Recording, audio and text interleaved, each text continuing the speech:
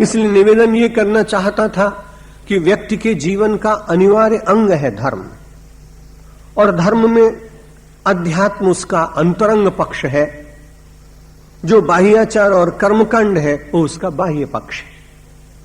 कर्मकांड को छोड़कर व्यक्ति कई बार जी सकता है, लेकिन अध्यात्म के अंतरंग भाग को, जो जीवन की वृत्तियों को स्पर्श करता है, जो मानव के सुख और दुख को सहन करने की क्षमता प्रदान करता है, जो मानव के आंतरिक विकास में अणु से सूक्ष्म बनाकर उसे परमात्मा तक पहुंचा देने की शक्ति रखता है, वो उसका अंतरंग भाग आध्यात्मिक तत्व है।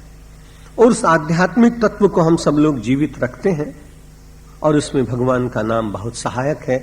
इसलिए मैं भगवान श्री राम, जो धर्म के विग्रह हैं, मूर्तिमंत स्वरूप हैं, उनका अपने प्रवचन के प्रारंभ में हर बार नाम लेता हूं, स्मरण करता हूं, और उसके एक क्षण बाद में भगवान शंकर और गंगा का स्मरण करता हूं। मैं जब बोलता हूं जय शिव शंकर और मेरे श्रोता कहते हैं हर हर गंगे, उसके पीछे भी एक बड़ा भाव है। जो लोग किसी दूसरे देवता को मानते हो माने, कोई निषेध नहीं। अनेकता में एकता का दर्शन करना, यही तो हिंदुत्व की बड़ी व्याख्या है, यही सनातन धर्म की श्रेष्ठता है। और इसीलिए हम सब लोग सदियों से इतने प्रहार सहन करके भी जीवित रहे हैं, और आज भी हमारी संस्कृति का संसार में उतना पतन नहीं हो रहा है जितना लोग चिंतित हैं अपनी भिन्न भिन्न संस्कृतियों के संरक्षण के लिए।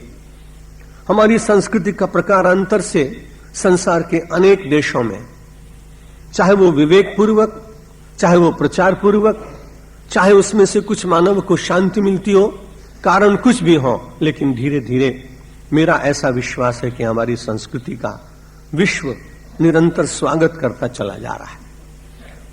तो जब हम भगवान शंकर का स्मरण करते हैं, तो इस संपूर्ण राष्ट्र को यदि आप देखें तो यह हिमालय तक दिखाई पड़ता है। उसका मानसिक चिंतन करें तो एक शंकर का स्वरूप दिखाई पड़ता है, पौराणिक स्वरूप।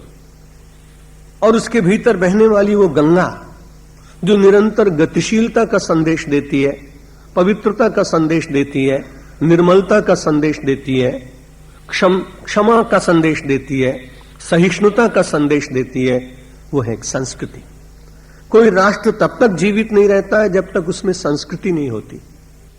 और संस्कृत विहीन राष्ट्र अपने को राष्ट्र भले ही कहे, लेकिन इतिहास से धीरे धीरे कटते जाने के कारण, आदर्शों की स्थापना के प्रति प्रेम न रहने के कारण, मानव जीवन के मूल्यों का ह्रास होने के कारण वैसी स्थिति आती है देश के सामने जैसी लगभग हम सब लोग जीने की तैयारी कर रहे हैं।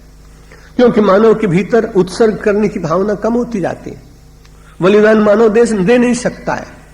स्वार्थ के ऊपर केंद्रित पूरा समाज केवल स्व के चिंतन में लग जाने के कारण राष्ट्र और परंपराओं का उतना स्मरण नहीं कर पाता।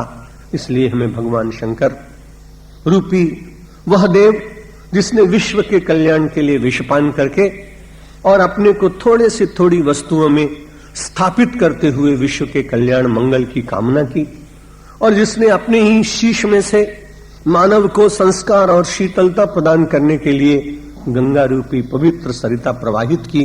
ये संस्कृत की गंगा, यह ऐतिहासिक भारत राष्ट्र, ये दोनों समाज के सामने आदर्श के रूप में समुपस्थित बने रहें, इसके लिए मैं अपने प्रवचन में जय शिव शंकर और हर हर गंगे का निनाद करता हूं। एक क्षण भगवान शंकर का स्मरण करें और फिर आपको ले चलते हैं भगवान आदि शंकराचार्य के साथ। जय शिव शंकर, जय शिव शंकर, जय शिव शंकर, जय शिव शंकर।